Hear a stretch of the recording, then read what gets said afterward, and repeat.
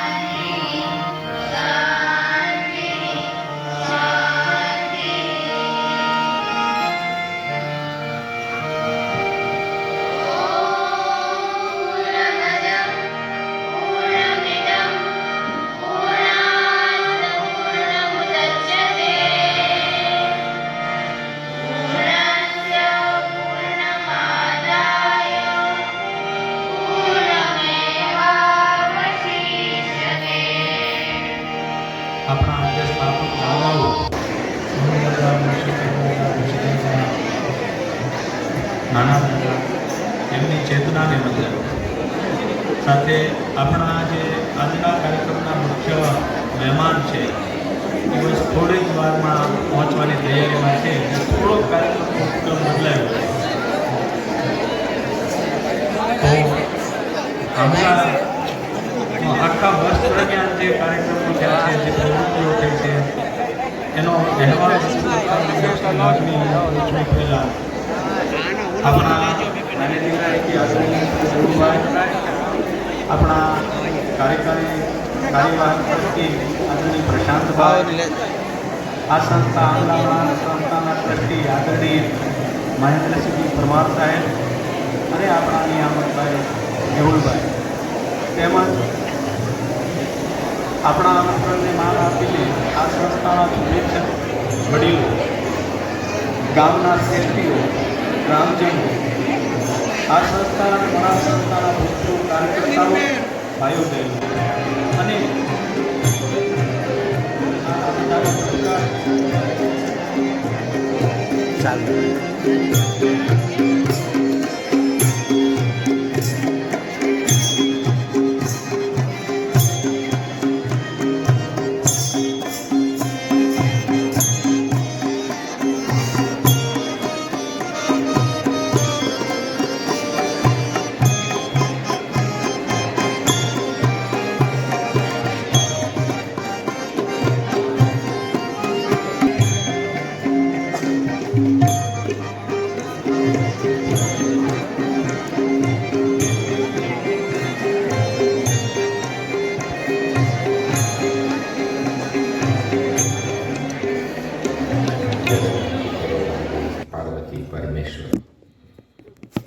લાગણીના જળ વડે મર્દન કરું છું, શબ્દ કાગળ પર ઘસી ચંદન કરું છું, બે ગઝલ બે ગીતના પુષ્પો ચઢાવી માતૃભાષાને પ્રથમ વંદન કરું છું.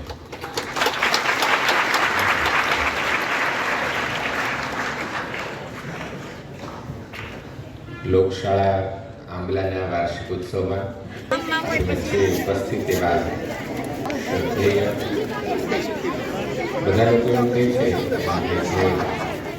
કે જનરેશન ગેપ થાય જલ્દી આમ હૃદયનો જોડાવ ના થાય, પછી એમને સાંભળો તો વિચારો સમગ્ર સહમત ના થાવ, પણ તમને જ્યારે જ્યારે સાંભળીએ ત્યારે એવું લાગે છે કે આ બધા ખોટું બોલી. અરુણભાઈને જ્યારે સાંભળીએ ત્યારે 10 વર્ષના બાળકને પણ એટલું સ્પર્શે એવું સરસ એમનું વ્યક્તિત્વ અને વક્તવ્ય બંને પણ. અમે જે મિલેનિયલ્સ છીએ અત્યારની ભાષામાં અને આ જેન ઝી છે એ બધાને પણ એટલી મજા આવે જોતો કે છોકરાઓ કેટલી સરસ રીતે એન્જોય કરી રહ્યા છે. તો એવા માનનીય મુરબ્બી એમણે કહ્યું એમને તો પ્રેમ થયો જ હશે, પણ એ ગાંધીનગર જ્યારે આવે ત્યારે બધા યુવાનો મળવા ના ચૂકીએ એવા અમારા પણ એક પ્રેમી દાદા છે. કે એમનું જે ખેડાણ છે આટલા વર્ષો એ ખૂબ એમણે વિસ્તારમાં જવા કરતાં ઊંડાણ જોડવા એમની કોશિશ એટલે એ પણ બહુ સારી વાત છે. એટલે અન્ય અરુણભાઈને વંદન સાથે જ નાના ભાઈની ચેતનાને અહીંયા આવતા જ એ વંદન કર્યા અને મારું સદભાગ્ય ગઈકાલે 5 એવી સ્થિતિ હતી તો આવી જ ના શકું, પણ અરુણભાઈ સાથે વાત કર્યા પછી થોડી હિંમત અને સ્વસ્થતા કેળવી અને પછી બધા અધિકારીઓને વાત કરીને કીધું જઈ આવો. એટલે મારું સદભાગ્ય છે કે આજે હું અહીં આવી શક્યો. એટલે નાના ભાઈની ચેતનાને પણ વંદન, એમના એવા પ્રશાંતભાઈ ભટ્ટ એમને પણ વંદન, નિયામક શ્રી મેહુલભાઈ, એ ઘણા બધા સ્નેહીઓ બેઠા છે. અમારા મહેન્દ્રસિંહ પરમાર સાહેબ છે, અમારા મૂળશંકર દાદાના દીકરા એ વખતે પણ મને મળ્યા હતા. એટલે વિશાલભાઈ, આપ સૌ ગ્રામજનો અને વાલા વિદ્યાર્થી ભાઈઓને નાનાભાઈ વિશે જ્યારે વાત કરવાની હોય ત્યારે સાહેબે કહ્યું હું કંઈ કહેવા આવ્યો છું. હું એવું જરાય નથી માનતો કે હું અહીંયા કોઈ નવી વાત કહેવા આવ્યો છું, અને ચોક્કસપણે સ્વીકારવા આવ્યો છું કે હું ગાંધીનગરથી આવેલો કોઈ પણ માણસ અહીં આવીને કશું આપી જ ના શકે. એ લઈ જઈ શકે કારણ કે અહીં એટલું બધું છે જે લઈ જવા જેવું એ લેવા માટે હું તો અહીંયા આવ્યો છું. એટલે જેમ કે આપણે કસ્તુરીની સુગંધ પામવા માટે જે હરણ સતત ફર્યા કરે છે, પણ એ ઘણા હરણની પાસે જ કસ્તુરી હોય છે. એમ આપણે ગુજરાતના ઘણા લોકોને હજી ખબર નથી કે આવું સરસ કામ અહીંયા થાય છે.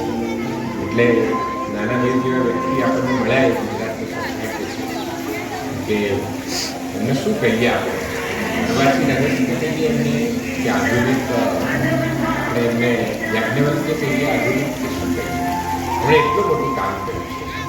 સૌ પહેલાં તો એમને વંદન કરું છું કે કેટલા વર્ષો પહેલાં સાહેબે વાત કરી નહીં માત્ર એની પણ સમગ્ર વિશ્વમાં એક ચર્ચા થાય છે એવા વિષયોને છેડીને એમણે દક્ષિણામૂર્તિના અને ગ્રામ દક્ષિણામૂર્તિના એના પ્રયોગ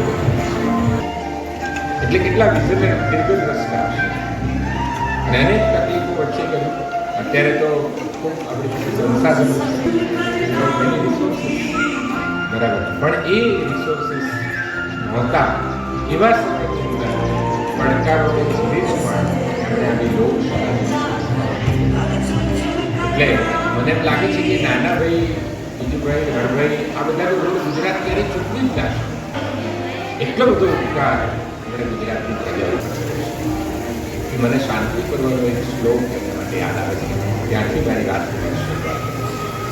કે શાંતિ કરવામાં એવું લખાયું છે કે સુખમ વા યદિ વા દુઃખમ પ્રિયમ વા યદિ વા પ્રિયમ પ્રાપ્તમ પાસ હૃદયના કેળવણીનું કામ કરનાર માણસ કેવો હોય એની વ્યાખ્યા આ શ્લોકમાં આપવામાં આવી છે. કહે છે કે બુદ્ધિમાન પુરુષો સુખ હોય કે દુઃખ હોય, પ્રિય હોય કે અપ્રિય હોય, જે પ્રાપ્ત થાય છે તેનું હૃદયથી સ્વાગત કરે છે.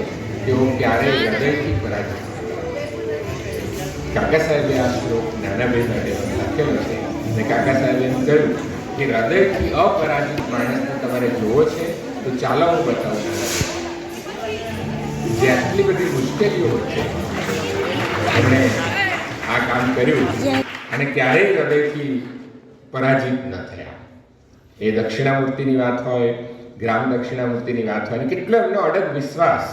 એમણે કહ્યું કે એક પણ વિદ્યાર્થી હશે તો પણ ગ્રામ દક્ષિણામૂર્તિ ચાલુ રહેશે, અને એક પણ વિદ્યાર્થી નહીં રહે તો પણ હું શબરીની જેમ એ વિદ્યાર્થીની રાહ જોઈશ. શબરીની જેમ વિદ્યાર્થીની રાહ જુએ એવો ગૃહપતિ, એવો આચાર્ય, એવો શિક્ષક આજે આપણી ખોજ છે. આજે આપણે શોધી રહ્યા છે. અને પછી એમણે કહ્યું એક પણ વિદ્યાર્થી નહીં આવે ને તો મને વિશ્વાસ છે એક દિવસ દક્ષિણામૂર્તિ દેવ એ વિદ્યાર્થી બની ગયા અને મારું જીવન ધન્ય બનશે, મારા જીવનની કૃતાર્થતા એમાં સમજીશ, એવું એમણે કહ્યું છે. એટલે એક શિક્ષકના મનમાં કેવો વિશ્વાસ. એટલે હેન્ડ અને હાર્ટ જે છે ને એ ઉમાશંકરે કહ્યું એ જ વિશ્વાસ કુમારીથી, ઉમાશંકરની જે કુમારીથી એ જ નાના ભાઈમાં દેખાય છે કે 3 વાના મુજને મળ્યા હૈયું મસ્તક હાથ બહુ દૈનિક નાથ જ્યાં ચોથું નથી માં.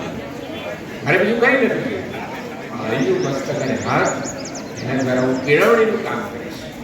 અને એ કેળવણી એ વિચારોનું વાવેતર કરશે અને વાવેતરમાંથી જે ઉગશે ને એ ફાલ સારા નાગરિકોનો ફાલ હશે, સારા માણસોનો ફાલ હશે.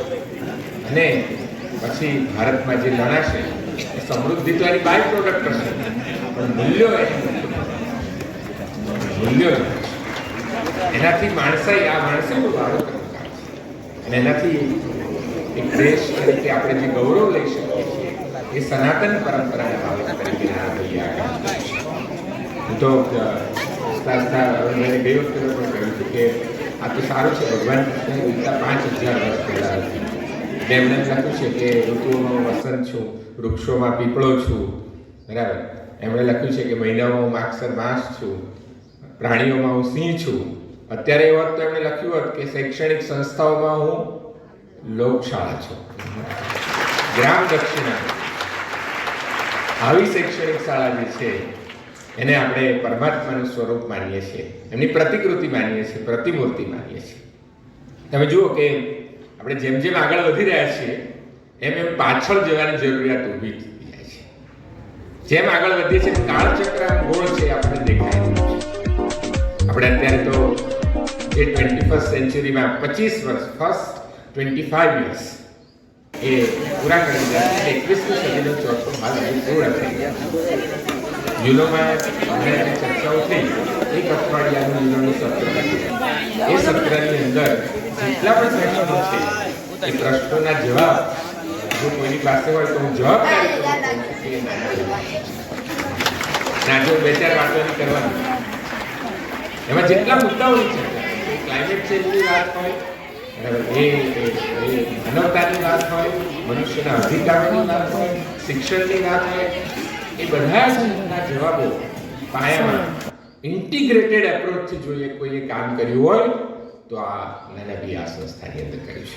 એમને કેવી મોટી ફોજ મળી. સાહેબે સરસ શબ્દ વાપર્યો, દાદાઓની ફોજ. અને મોજ કરાવે એવી ફોજ પાછી.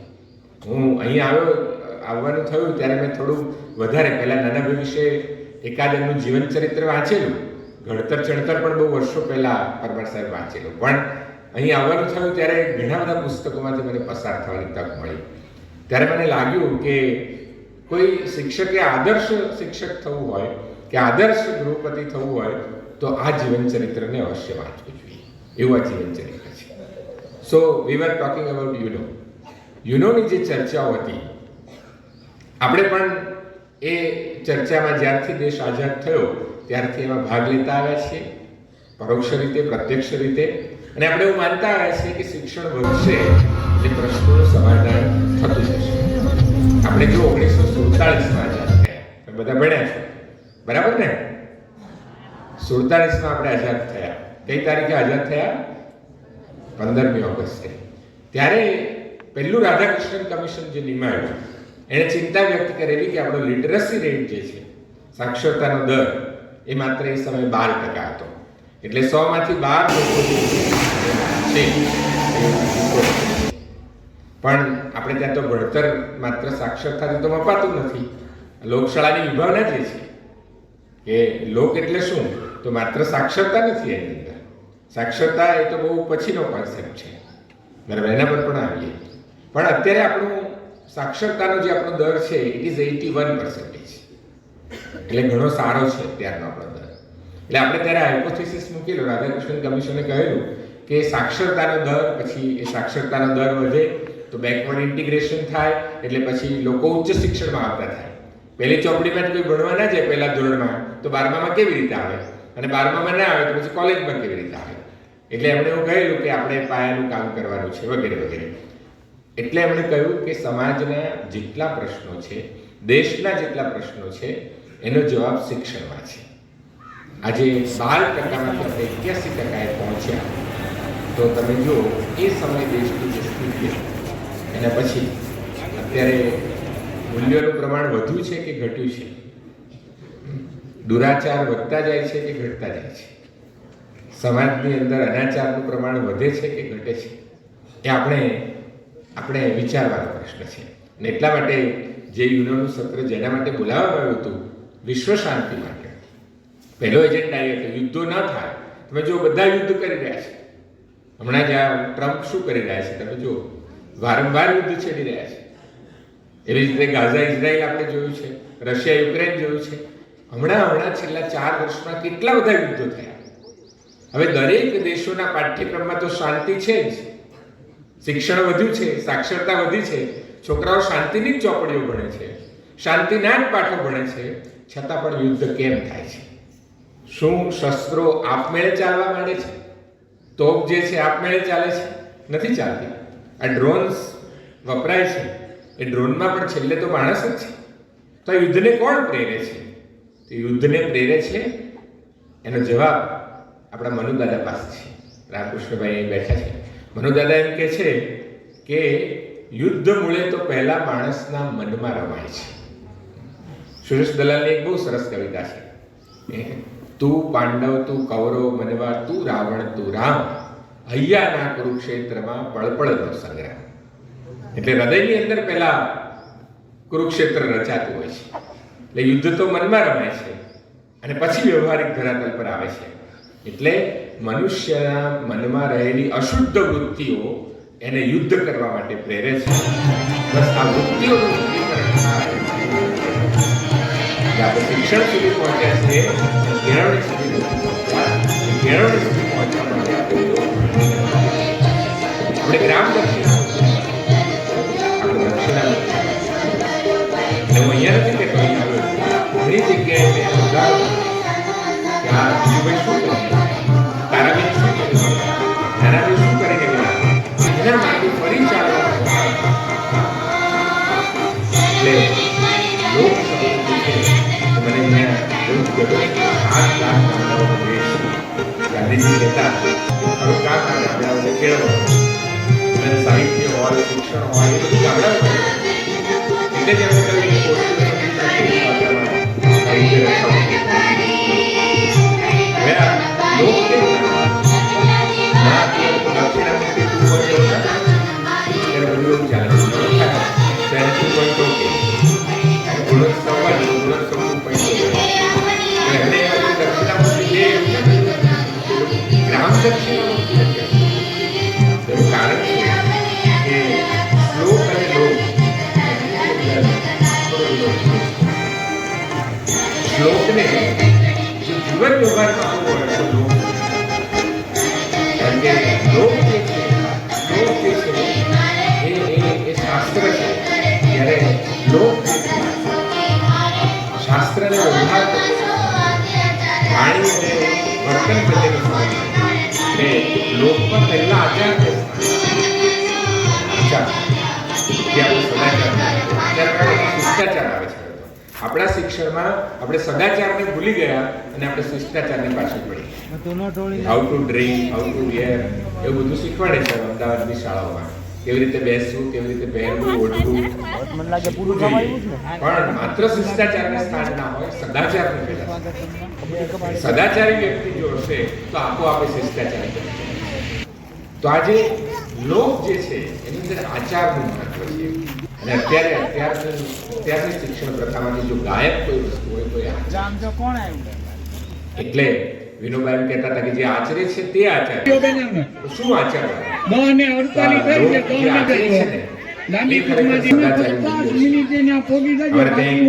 સારા લેખક છે ભગવાન દાસ. એમાં કોઈ પણ પ્રકારની દલીલ માન્ય રાખવામાં આદિવાસી લોક સાહેબ આદિવાસી લોક સાહિત્ય પર ભાઈ કામ કરે તો અમે એમનું એક પુસ્તક અંગ્રેજીમાં કરી રહ્યા છીએ.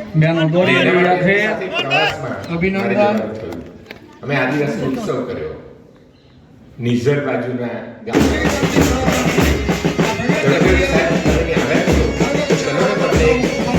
પાઠ જોવા લઈ જાઉં. એટલે આપણે તો બીએડ ના પાઠ જોયા હોય, બીજા પાઠ તો કંઈ જોયા ના હોય, પણ એવું સાંભળેલું કે આદિવાસીમાં જેમ આપણે ભજન થાય, આપણે ભાગવત કથા થાય, એમ એ લોકો એક પાઠ કરતા હોય છે. એટલે લઈ ગયા ક્યારે આવવાનું કે આજે 8:30 પછી એ લોકોનું ચાલુ થશે, બરાબર? 8:30 થી 10:30 નો સમય હશે એટલે તમે આવજો. તો કીધું સારું, કંઈ વાંધો નહીં. એટલે અમે એમની સાથે ગયા. લગભગ 1 વર્ષ પહેલાની જ વાત છે. તો જે આદિવાસી ભગત હતા એણે માળા પહેરેલી, હાથમાં તંબુરા જેવું હતું, બરાબર? એમણે આમ અગરબત્તી કરી, પછી લઈને ગયા. તો પછી બધા એની સાથે સાથે ચાલે એટલે અમે ચાલ્યા. તો ત્યાં તળાવ હતું ને તે તળાવની અંદર તંબીરો બહાર મૂકી અને તળાવની અંદર એને